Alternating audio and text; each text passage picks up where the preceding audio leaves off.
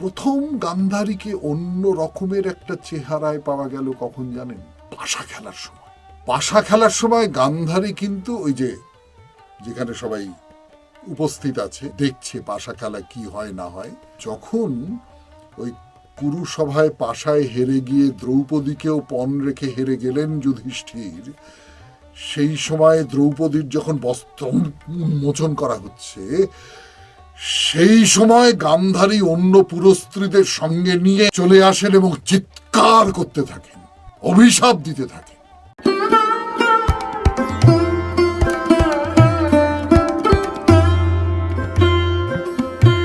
নমস্কার নমস্কার নমস্কার নমস্কার নমস্কার নমস্কার নমস্কার নমস্কার আপনাদের সবাইকে সবাইকে সবাইকে নমস্কার জানাচ্ছে আপনাদের সৌমিত্র বসু। সবাইকে অজস্র শুভ কামনা জানাচ্ছে, সবাইকে স্বাগত জানাচ্ছে আজকের এই স্মরণে সৌমিত্র অনুষ্ঠানে, এবং সবাইকে শুভ দিন জানাচ্ছে। শুভ দিন, শুভ হোক, সকলের শুভ হোক, সকলের ভালো হোক, সকলের মঙ্গল হোক, সকলের কল্যাণ হোক। আজকের এই দিনটা দুটো কারণে বিশেষ দিন। একটা হচ্ছে random acts of kindness day, মানে এরকম এটা বলা হয়। এটা যে খুব বিখ্যাত একটা দিন তা নয়, কিন্তু এরকম একটা করা হয় যে random acts of kindness day, মানে যে কোনো রকম ভাবে দয়া প্রদর্শন করবার দিন।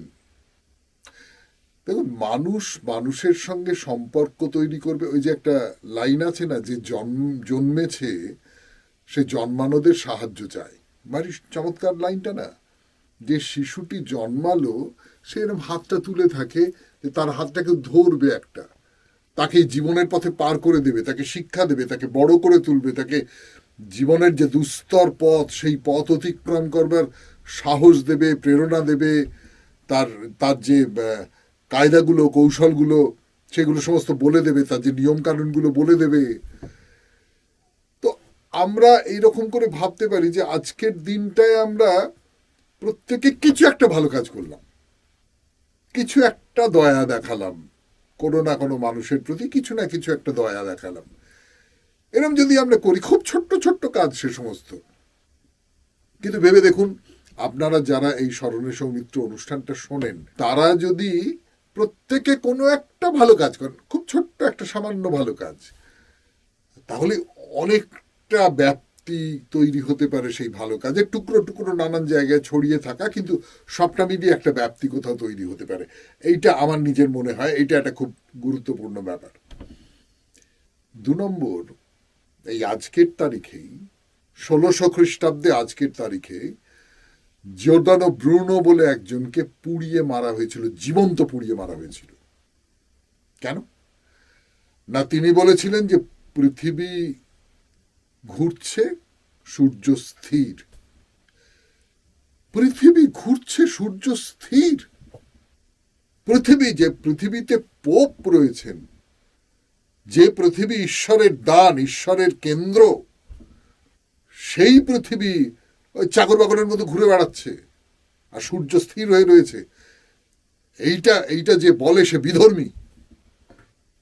অতএব তাকে হত্যা করো, জ্যান্ত পুড়িয়ে মারো, সবাইকে চোখের সামনে তাকে জ্যান্ত পুড়িয়ে মারো, যাতে করে সমস্ত লোক দেখে এবং দেখে তারা শিক্ষা লাভ করে যে না, বাইবেলের বিরুদ্ধে, ধর্মগ্রন্থের বিরুদ্ধে তুমি যদি এই ধরনের কথাবার্তা বলো, তাহলে তোমাকে এই রকম শাস্তি পেতে হবে, তাকে জ্যান্ত পুড়িয়ে মারা হবে।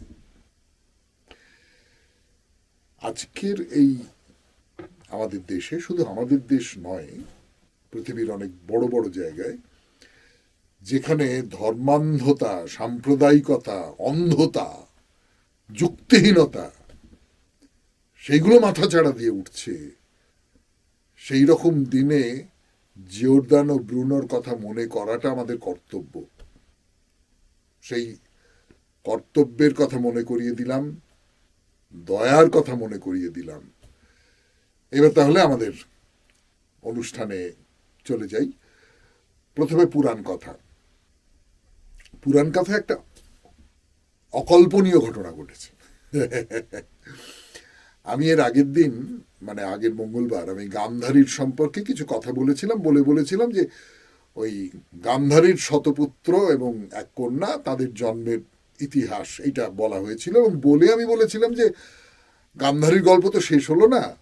গান্ধারী সম্পর্কে যদি আপনাদের আরো কিছু জানবার থাকে, আপনারা যদি জানান, তাহলে আমি আমার সাধ্যমতো চেষ্টা করব গান্ধারী সম্পর্কে কিছু কথা বলবার জন্য। আপনারা যে এই রকম ভাবে এতটা আগ্রহের সঙ্গে গান্ধারীর কথা শুনতে চাইবেন, এটা আমি কল্পনা করতে পারিনি। প্রচুর প্রচুর চিঠি এসছে, মন্তব্য, যেখানে বলা হচ্ছে যে গান্ধারী সম্পর্কে আরো কথা বলুন। তা সত্যি সত্যি এই মেয়েটি আমার খুব দুঃখী একজন নারী বলে মনে হয়, খুব অন্য রকমের একজন নারী বলে মনে হয়, খুব অন্য রকমের একটা জীবনযাপন করেছেন তিনি, এরকমটা আমার মনে হয়। তো সেই গান্ধারীকে নিয়ে এবারের পুরাণ কথাতেও দুটো কথা বলি।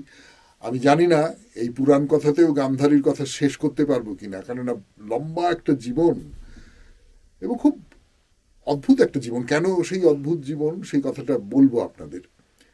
তার আগে চা খেয়ে নি। তাহলে পুরাণ কথায় গান্ধারীর কথা শুরু করি। মানে যতটা পর্যন্ত বলেছিলাম তারপর থেকে বলি। যতটা পর্যন্ত বলেছিলাম সেটা তো আপনাদের নিশ্চয়ই মনে আছে, বা আপনারা পুরনো সেই যে গত মঙ্গলবারের যে পুরাণ কথা, সেইটা শুনেও আপনারা মনে করে নিতে পারবেন যে গান্ধারীর পেট থেকে একটা লোহার মতন শক্ত একটা পিণ্ড বেরিয়েছিল। এবারে ব্যাসদেব বলেছিলেন যে না না, আমি যে বর দিয়েছি সেটা মিথ্যে হবে না, তুমি একটা কাজ করো, 100টা ঘিয়ের কলসি সেইটা নিয়ে এসো, তার মধ্যে চুবিয়ে রেখে দেওয়া হলো। এইবারে ব্যাসদেব এসে বললেন গান্ধারীকে যে ওই যে 100টা ঘিয়ের কলসির মধ্যে 100টা টুকরো হয়ে সেইগুলো আস্তে আস্তে আস্তে আস্তে মানুষ হয়ে উঠছে, আস্তে আস্তে তার মধ্যে প্রাণ আসছে, এবং শুধুমাত্র 100টা ভাগ নয়, তার বাইরে আরো খানিকটা বাকি থেকে যাচ্ছে। সেখান থেকে একটি কন্যা সন্তানের জন্ম হবে। মানে 100 জন ভাই আর একটি বোন। গান্ধারীর যেমন সব মেয়েরই থাকে তো যে একটা মেয়ে হবে বেশ, মানে আমাদের দেশে কন্যা সন্তান হলে তাকে খুব খারাপ চোখে দেখা হতো একটা সময় পর্যন্ত। না, একটা সময় পর্যন্ত কেন বলছি, এখনো হয়, এখনো হয় অনেকগুলো জায়গায় এরকম, প্রত্যন্ত অঞ্চলে গ্রামের দিকে এরকম সব হয়। সেটা খুব খুব খুব কষ্টের, খুব বেদনার এবং খুব অপমানের, লজ্জার, যে মেয়েরা ঠিক ছেলেদের মতো নয়, এরকম একটা ব্যাপার ট্যাপার হয়, মনোভাব আছে। মানে সেটা আমাদের মধ্যেও আছে, আমাদের মধ্যেও অনেকের আছে। তো যাই হোক, সেটা অন্য কথা। কাজে কাজে ওই 100টি ভাই এবং একটি বোন হলো। এবারে এই যে গান্ধারীর যে প্রথম পুত্র যে জন্মালো দুর্যোধন, সে জন্মালো যুধিষ্ঠিরের জন্মের 1 বছর পরে, এবং সেই একই বছর ভীমের জন্ম হলো। অর্থাৎ যুধিষ্ঠির, ভীম, অর্জুন, নকুল, সহদেব, এই 5 ভাই। ভীম এবং দুর্যোধন সমবয়সী। দুর্যোধনের চেয়ে 1 বছরের বড় হচ্ছে যুধিষ্ঠির।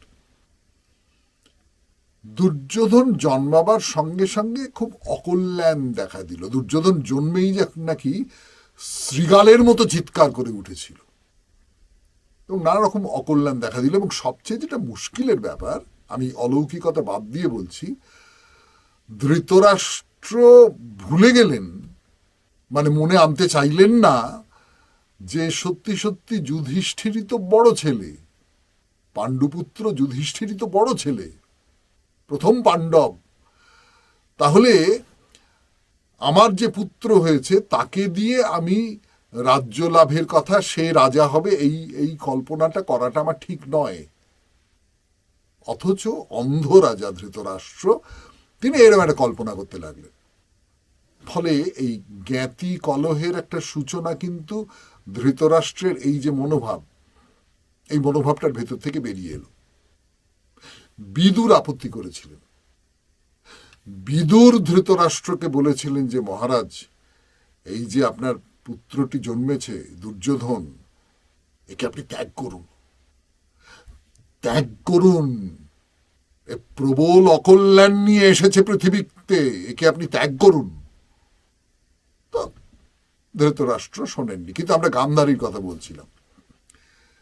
এটা খুব আশ্চর্য কাণ্ড যে মহাভারতে গান্ধারী ধৃতরাষ্ট্রের পত্নী, তার সম্পর্কে আমরা জেনেছি একবারে চোখ বন্ধ করে রেখে দিয়েছেন যাতে ধৃতরাষ্ট্র অন্ধ, তিনিও অন্ধত্বই বরণ করে নিয়েছেন, যে স্বামীর চেয়ে নিজেকে যেন খুব বড় বলে কখনো না মনে হয়, আমার চোখ আছে স্বামীর চোখ নেই বলে স্বামীর সম্পর্কে একটা অবজ্ঞার মনোভাব যাতে তৈরি না হয়, এই রকম করে সেই গান্ধারী কেমন করে তার শতপুত্রকে বড় করে তুলছেন সে ব্যাপারে কিন্তু কোনো কথা বলা নেই।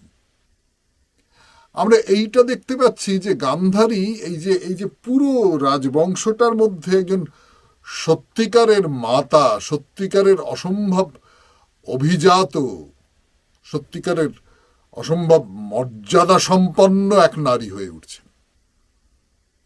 সকলে তাকে শ্রদ্ধা করে, তপস্বিনীর মতন এক নারী। মানে আর 5 জন নারীর থেকে গান্ধারীকে সম্পূর্ণ আলাদা করে দেখা সম্ভব। এই যে দুর্যোধন বড় হয়ে উঠছে, এই বড় হয়ে ওঠার পথে দুর্যোধনের নানান রকমের সব স্বভাবের বৈশিষ্ট্য সেগুলো তো বেরিয়ে আসছে। দুর্যোধনকে নিয়ে বা অন্য ভাইদের নিয়ে গান্ধারী কি তার স্বামীর সঙ্গে আলোচনা করছেন, কথা বলছেন? সেসব আমি অন্তত জানি না, এই ধরনের কোনো জায়গা মহাভারতে আছে কিনা, কিচ্ছু দেখতে পাওয়া যাচ্ছে না। কিন্তু তারপর ধরুন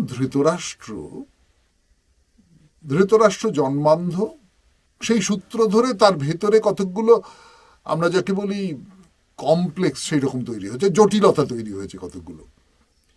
সেই জটিলতাগুলোর মধ্যে একটা হচ্ছে যে না না আমার আমার আমার সন্তানেরা রাজা হবে, আমি রাজা হতে পারিনি, আমার সন্তানেরা রাজা হবে। সন্তান বয়সে ছোট হওয়া সত্ত্বেও রাজা হবে এরকম একটা ভাবছেন তিনি। এই নিয়ে গান্ধারী কিন্তু কোনো কথা বলছেন না।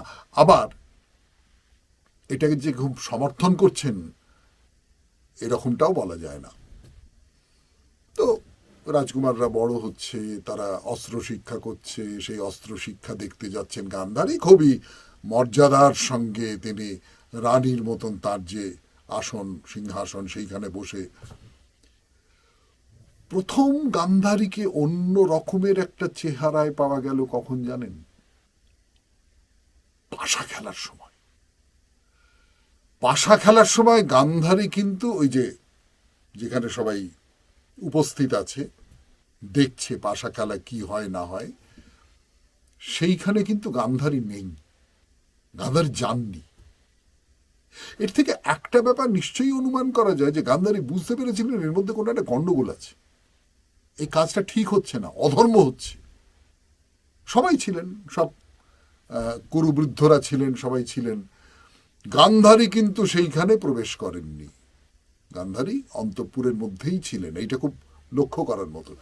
কিন্তু তার চেয়েও বেশি যেটা মহাভারতে বলা হচ্ছে সেটা হলো যে যখন ওই কুরুসভায় পাশায় হেরে গিয়ে দ্রৌপদীকেও পণ রেখে হেরে গেলেন যুধিষ্ঠির, সেই সময় দ্রৌপদীর যখন বস্ত্র উন্মোচন করা হচ্ছে, সেই সময় গান্ধারী অন্য পুরস্ত্রীদের সঙ্গে নিয়ে চলে আসেন এবং চিৎকার করতে থাকেন, অভিশাপ দিতে থাকেন। ধৃতরাষ্ট্র এই পাশা খেলায় যাকে বলে মদত দিয়েছিলেন, সেই ধৃতরাষ্ট্র, তাকেও শেষ পর্যন্ত দুর্যোধনকে তিরস্কার করতে হয় এবং রাজ্য সমস্ত ফিরিয়ে দিতে হয়। কিন্তু ওই যে একটা রূপ গান্ধারী, যে অন্য পুরস্ত্রীরা চারপাশে ঘিরে রয়েছে, তিনি এসে চিৎকার করছেন, অভিশাপ দিচ্ছেন, এইটা গান্ধারীর একটা চেহারা। কিন্তু না, যে গন্ডগোলটা শুরু হয়েছিল সেই গন্ডগোলটা মিটল না শেষ পর্যন্ত। পাণ্ডবেরা পাশা খেলে হেরে গেছেন, তার ফলে কি কি হয়েছে না হয়েছে আপনারা সকলে জানেন। গান্ধারীর যে প্রতিক্রিয়া সেটাও আপনারা খুব ভালো করে জানেন। তারপরে আবার সব মিটমাট করে দেওয়া হলো, পাণ্ডবেরা যখন চলে যাচ্ছেন আবার তাদের ডেকে এনে পাশা খেলায় বসানো হলো। তখন এই এতদিন ধরে গান্ধারী কোনো কথা বলেননি, চুপ করে থেকেছেন। ধৃতরাষ্ট্র যা করেছেন, সেই সমস্ত কিছু নীরবে লক্ষ্য করেছেন, কিন্তু সরাসরি ধৃতরাষ্ট্রের বিরুদ্ধাচরণ তিনি করেননি। এইবার কিন্তু তিনি একেবারে একেবারে আসরে নেমে যাওয়া বলতে যেটা বোঝায় সেই রকম করলেন, ধৃতরাষ্ট্রের কাছে গেলেন। দুর্যোধন যখন জন্মালো তখন বিদুর বলেছিলেন একে মেরে ফেলো, এ অকল্যাণ নিয়ে এসেছে পৃথিবীতে, তুমি শোনোনি। কিন্তু তুমি এটা কি করছো? তুমি দুর্যোধনের কথা শুনে এই রকম সমস্ত ভয়ঙ্কর কাজ করছো, পাণ্ডবদের যেটা অধিকার সেই অধিকারটা তুমি তাদের দিচ্ছ না। রবীন্দ্রনাথের একটি কাব্য আছে, গান্ধারী আর ধৃতরাষ্ট্রের মধ্যে তর্ক বিতর্ক। সেখানে আমরা দেখি যে গান্ধারী কিরকম ধর্মের পক্ষে দাঁড়িয়ে ধৃতরাষ্ট্রের সঙ্গে কথা বলছেন। ধৃতরাষ্ট্র দুর্যোধনকে তার পুত্রদের স্নেহ করেন, খুব ভালো, খুব ভালো, স্নেহ করা খুব ভালো। এই আমরা বলি না যে স্নেহের বশে নষ্ট করে দিও না, স্নেহের বশে ও যা চাইছে আচ্ছা ঠিক আছে দিলুম। আজকাল আজকাল যেরকম হয়েছে না, আজকাল ওই বাবা মার একটাই মোটে ছেলে বা মেয়ে, বাবা মা দুজনেই চাকরি করেন, মেয়ে একা একা থাকে বা ছেলে একা একা থাকে, সেই যা আবদার করে তাই তাকে দেওয়া হয়। এতে করে ছেলে নষ্ট হয়ে যাচ্ছে বা মেয়ে নষ্ট হয়ে যাচ্ছে, সন্তান নষ্ট হয়ে যাচ্ছে। তো ঠিক সেই রকম করে দুর্যোধন যা চাইছে তুমি এটা করো না। স্নেহ খুব ভালো, কিন্তু স্নেহ স্নেহ যদি যুক্তিকে বিসর্জন দিয়ে দেয়, স্নেহ যদি হিতাহিতের বোধকে বিসর্জন দিয়ে দেয়, তার চেয়ে ভয়ঙ্কর আর কিছু হতে পারে না। একের পর এক দুর্যোধন ক্রমাগত অন্যায় করে গেছে, তুমি সেই সমস্ত দেখেও দেখনি, তুমি সেগুলোকে প্রশ্রয় দিয়েছ। ভয়ঙ্কর অন্যায় করেছে, কৌরব সভায়, পাশা খেলার সভায় সেইখানে অন্যায় করেছে, তুমি কিছু করনি। গান্ধারী এই প্রবলভাবে, তীব্রভাবে ধৃতরাষ্ট্রকে আক্রমণ করছেন। এইখান থেকে গান্ধারীকে আমরা একটা অন্য চেহারায় দেখতে পাচ্ছি। এই অন্য চেহারাটা আরো প্রবল হয়ে উঠবে। আমরা জানি যে এরপর কুরুক্ষেত্র যুদ্ধ হবে, সেই যুদ্ধের পরে গান্ধারীর শতপুত্র মারা যাবেন, সেই সমস্ত নিয়ে অসাধারণ সমস্ত গল্প আছে। আপনারা যখন বলেছেন যে গান্ধারীর পুরো ইতিহাসটা, পুরো গল্পটা আপনারা শুনতে চান, আমিও যে সবটা বলছি তা নয়, খানিকটা বাদ দিয়ে দিয়েই বলছি, পুরোটা বলতে গেলে অনেক দিন লেগে যাবে। আমি তাহলে এর পরের মঙ্গলবারেও আপনাদের গান্ধারীকে নিয়েই কিছু কথা বলবো, আশা করি আপনাদের আপত্তি হবে না। তাহলে পুরাণ কথা এখানেই শেষ করছি, গান্ধারীর প্রসঙ্গ এখানেই শেষ করছি। এইবারে আপনাদের মন্তব্য দেখা যাক কি লিখেছেন।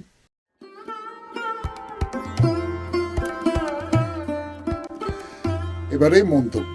প্রথম মন্তব্যটা ওই আপনাদের বলছিলাম না যে গান্ধারীর জীবন কথা জানবার জন্য প্রচুর মন্তব্য এসেছে, প্রচুর চিঠি এসেছে, অনেকে জানতে চেয়েছেন, সেই জন্যই গান্ধারীর দ্বিতীয় পর্বটা বললাম।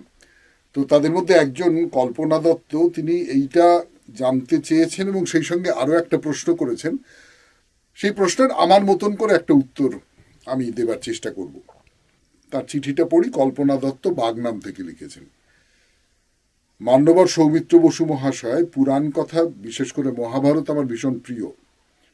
গান্ধারীর কাহিনী আরো জানতে ইচ্ছা প্রকাশ করি। এই সঙ্গে আমিও একটি প্রশ্ন রাখলাম, খুব জানতে ইচ্ছা হয়, মহাভারতের কাহিনী কি সত্য ঘটনার উপর লেখা নাকি কেবলই কল্পকাহিনী, এবং কোথায় কতদিন আগে কিভাবে এটি জনসমক্ষে আসে এই তথ্যটি জানানোর জন্য অনুরোধ রাখলাম। প্রশ্নটি গ্রহণযোগ্যতা পেলে সমৃদ্ধ হব। কল্পনা দত্ত, বাংলা। খুব ভালো প্রশ্ন। দেখুন, কোনো গল্পই কিন্তু পুরোটা বানানো গল্প হয় না কখনো। নানান রন্ধ্রপথে তার মধ্যে জীবনের স্বাদ এসে মেশে। মানে কিরকম হয় জানেন, ব্যাপারটা খানিকটা স্বপ্নের মতো। একটু একটু একটু জ্ঞান দেওয়া হয়তো হয়ে যাবে। স্বপ্ন মানে আপনি যে স্বপ্ন দেখেন, সেই স্বপ্নটা তো সত্যি সত্যি বাস্তব জীবনে যা যা কিছু ঘটেছে আপনার, যেগুলো আপনার মনের মধ্যে কতগুলো ধাক্কা তৈরি করেছে, সেগুলোই স্বপ্নে পরিবর্তিত হয়ে যায় এবং পরিবর্তিত হয়ে যায়। এই পরিবর্তনের দুটো ধরনের কথা সিগমুন্ড ফ্রয়েড, বিখ্যাত মনোবিদ, আপনারা সকলেই হয়তো নাম জানেন, সেই ফ্রয়েড বলছেন, একটা হচ্ছে যে আপনার বাস্তব জীবনে যে ঘটনাটা যে জায়গায় ঘটেছে, যে স্থানগত বা পরিবেশগত যে পটভূমি, সেটা পাল্টে যায়, ডিসপ্লেসমেন্ট বলে। আর একটাকে বলে কনডেনসেশন, মানে অনেকগুলো নানান ঘটনা একসঙ্গে মিশে একটা অন্য চেহারা নিয়ে নেয়, অন্য আকার নিয়ে নেয়। তা আমার নিজের যেটা মনে হয় সেটা হচ্ছে যে সাহিত্যের মধ্যে বা শিল্পের মধ্যেও তাই হয়। অর্থাৎ মহাভারতের যে আখ্যানটা, সেই সময় একটা যুদ্ধ হয়েছিল, সেই সময় হয়তো ভাইয়ে ভাইয়ে যুদ্ধ হয়েছিল, সেই যুদ্ধে আরো রাজারা যোগ দিয়েছিলেন, তার সূত্র ধরে মানুষ, মানে ধরুন একটা সত্য ঘটনা, সেটা যত পুরনো হতে থাকে তার মধ্যে তো আরো নানান রকম রং এসে মেশে, সেই রকম করে রং মিশতে মিশতে মিশতে মিশতে মিশতে মিশতে চেহারাটা এইরকম হয়ে গিয়েছে। কিন্তু প্রাথমিকভাবে এটা নিশ্চয়ই সত্য ঘটনা, মানে সত্য ঘটনার বেশ খানিকটা এর মধ্যে আছে, তাতে কোনো সন্দেহ নেই। এইবারে দুটো কটু মন্তব্য একটু পড়ি, আমার খুব ভালো লেগেছে এই দুটো মন্তব্য যারা করেছেন, তাদের আমি ধন্যবাদ জানাই। এরা নাম দেননি, ইমেল আইডি থেকে। একটা হচ্ছে সাধু লোহিত, এটা তো নিশ্চয়ই নাম হতে পারে না, কিন্তু উনি এই নামেই, মানে ইমেল আইডিটা এই নামেই। আপনার এই নমস্কার নমস্কার করে 1 বার সূচনা ধ্বনি বলার ভঙ্গিটা ভণ্ডামির মতো বিষদৃশ্য লাগে, মাফ করে দেবেন। এটা আর আরেকজন তার সূত্র ধরেই লিখেছেন, তার নাম হচ্ছে মৌসুমী দাস। সত্যি তাই, আমারও ভালো লাগে না, অসহ্য লাগে, আবার হাসিও পায়। না, আমি এর বিপরীতে কোনো কথা বলবো না। যদি এমনটা হয়ে থাকে, সত্যি সত্যি আপনাদের দুজনের ভালো লাগে না, এরকম আরো কারুর কারুর ভালো লাগে না হতে পারে, আবার কারুর কারুর ভালো লাগে হতে পারে। আমি এ ব্যাপারে আমার যারা দর্শক, যারা শ্রোতা, তাদের মতামত আহ্বান করছি। আপনারা কি বলেন, সম্বোধনের এই ধরনটা রাখবো না পাল্টে দেব? আপনারা যা বলবেন, সংখ্যাগরিষ্ঠের মত যা হবে সেই অনুযায়ী করব। আমার যে এইভাবে সম্বোধন করার ব্যাপারে বিশেষ কোনো রকম আসক্তি আছে, এই রকম কথা আমি বলতে পারবো না। মন্তব্য পড়া হলো, এইবার তাহলে গীতার ব্যাখ্যা, স্বামী রঙ্গনাথানন্দজির ব্যাখ্যায় গীতা, সেটা আমি আমার নিজের মতন করে আপনাদের সামনে বলবার চেষ্টা করব।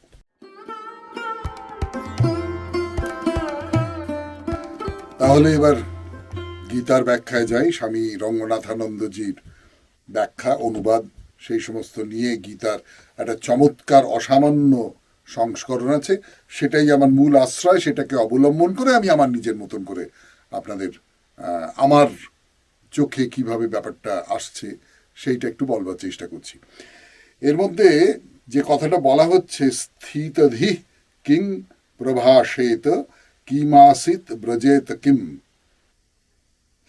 স্থির বুদ্ধির লোক, তার বৈশিষ্ট্যটা কি, আর 5 জনের থেকে তার বৈশিষ্ট্যটা কি আলাদা, সে কিসে আলাদা? ধরুন একজন বুদ্ধিমান লোক, একজন বোকা লোক, এই দুজন একসঙ্গে রয়েছে।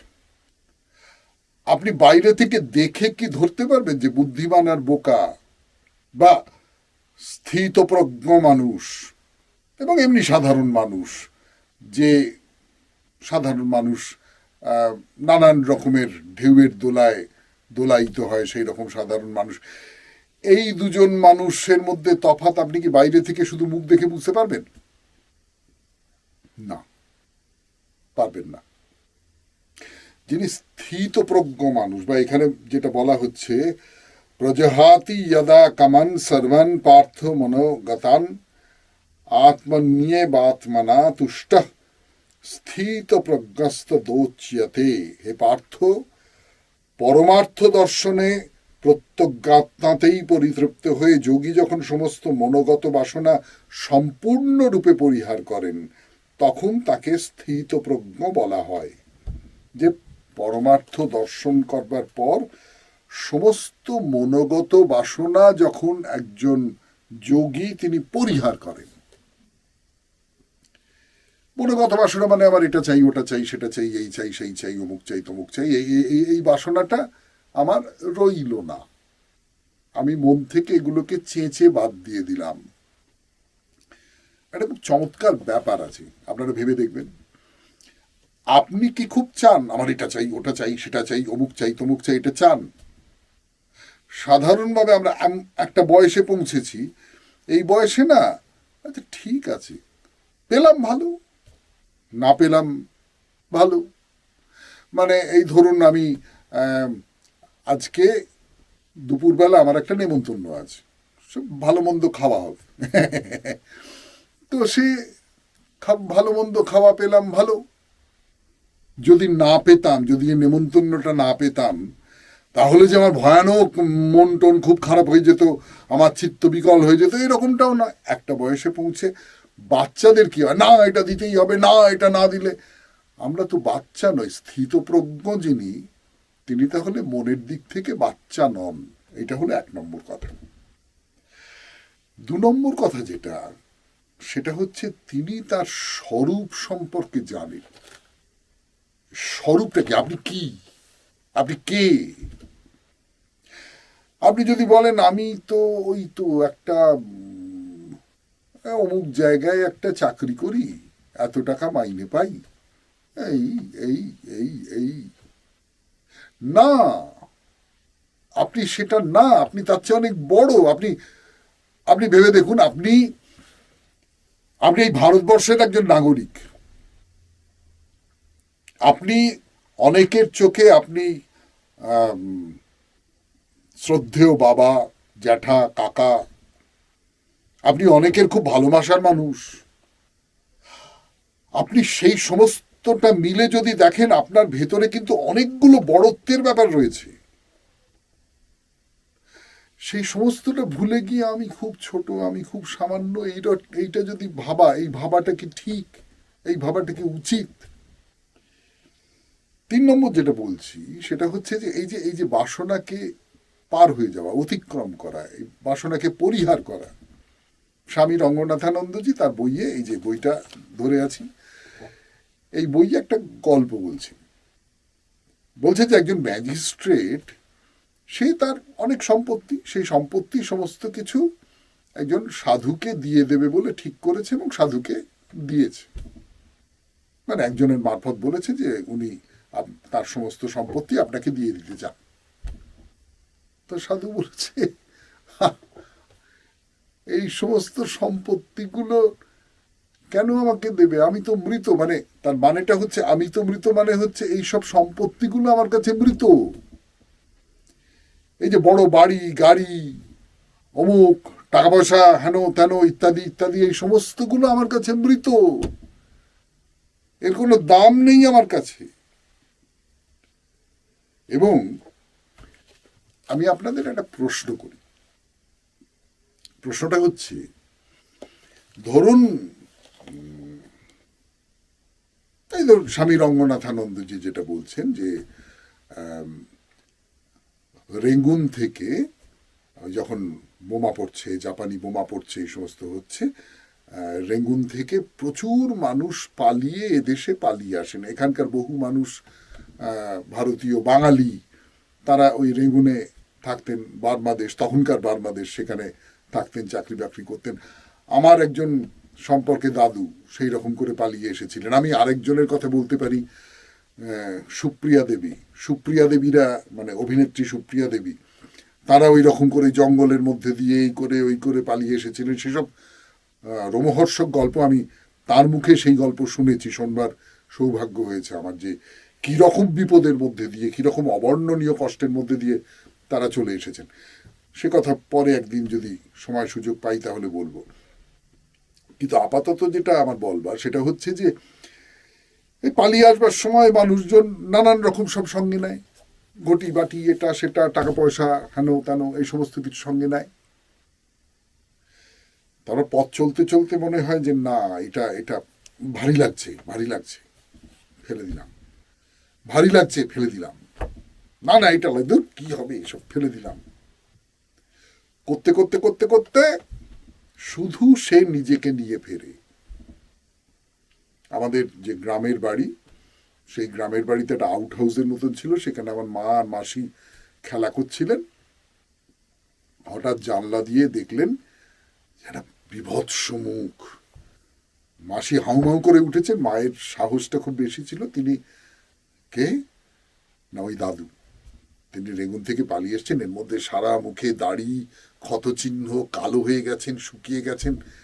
তখন তাকে তাড়াতাড়ি করে নিয়ে এসে বাড়িতে এনে রাখা হলো, যত্নার্থী ইত্যাদি করা হলো। তিনি নিজেকে ছাড়া আর কাউকে আনতে পারেননি।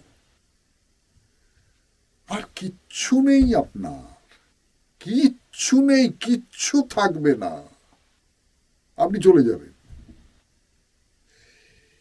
এই বোধটা যার তৈরি হয়েছে ভেতরে ভেতরে, তিনি বিলাসিতার সমস্ত কিছু আসছে, সমুদ্রের ঢেউয়ের মতন আসছে, ভিজিয়ে দিয়ে চলে যাচ্ছে, শুকিয়ে যাচ্ছে না। স্থিত প্রজ্ঞ। শ্রীকৃষ্ণ বলছেন অর্জুনকে এই স্থিত প্রজ্ঞ হতে হবে। আজকে শেষ করি স্মরণে সৌমিত্র, কি বলেন? আমাদের এই অনুষ্ঠান যদি আপনাদের ভালো লাগে তাহলে লাইক করবেন, যদি মনে হয় অনেকের মধ্যে ছড়িয়ে দেবেন তাহলে শেয়ার করবেন, যদি নিজের করে নিতে চান তাহলে সাবস্ক্রাইব করবেন, চিঠি দেবেন, মন্তব্য করবেন। আর একটা হোম টাস্ক দিয়েছি, সূচনাটা ওই যে অনেকবার নমস্কার বলে করা হয়, সেইটা পছন্দ না পছন্দ নয় ভোট দিন, সেই অনুযায়ী ঠিক করা হবে। ভালো থাকবেন, আনন্দে থাকবেন। নমস্কার।